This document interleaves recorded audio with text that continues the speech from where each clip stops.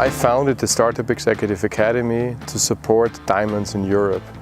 Diamonds are really outstanding startups that have great ideas, great technologies, and where I feel that they can have a global relevance. Why shouldn't the next Google come from Salzburg? The initiative was very simple: gather top faculty from around the world. I'm really glad that Babashi from Stanford University joined it, and he and I and other people created a very unique curriculum, really tailor-made for startups and for the go-to-market aspect of it.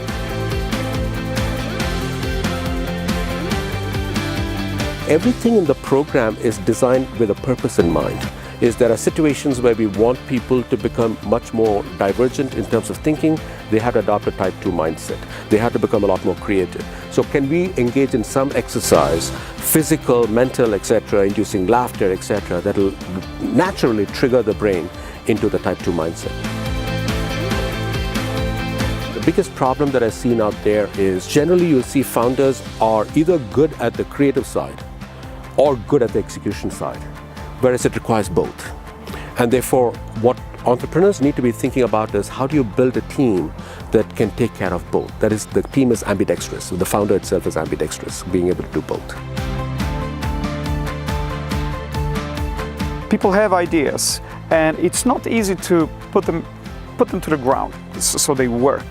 You don't know how, and instead of wasting time figuring that out, so management, administration of all these things, you go and ask very, very clever people that are your buddies here how to do that, so you can focus on the idea.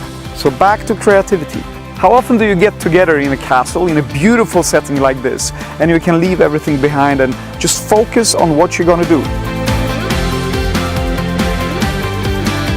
This is a chance to bring together the best and the brightest with a collection of very experienced, connected faculty, and then what we can do is we can give them frameworks, we can give them networks, help them accelerate individually, but also set examples and inspire the entrepreneurs who are going to come in their wake.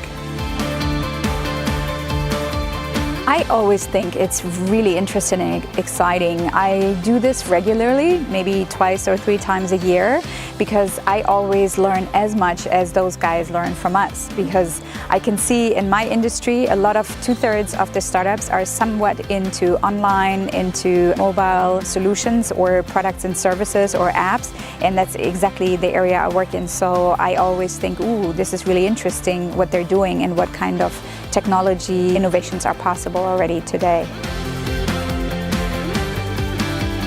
Equally, I think there's a growing realization that the core to success and long-term success is much more around the human side. How do you get the inspiration? How do you get people working together in ways that are going to sustain that business? Because they're learning fast, they're giving feedback, the cultural aspects that have been a great theme of this week's sessions.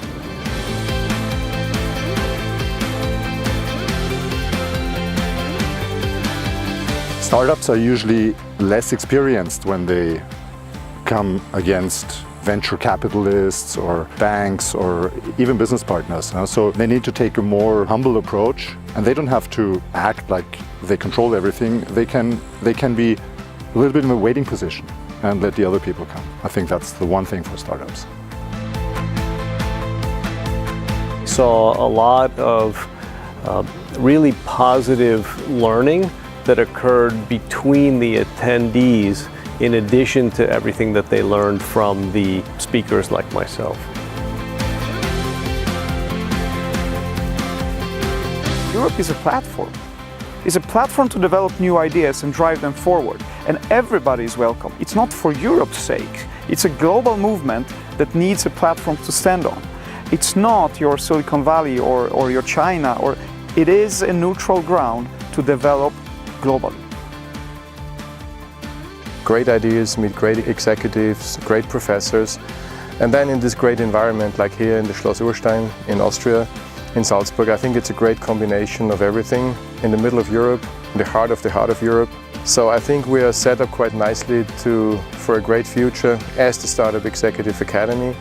We want to bring the best together. You don't have to fly to New York, you don't have to fly to Beijing to get great education and meet great leaders. That's here. in Europe.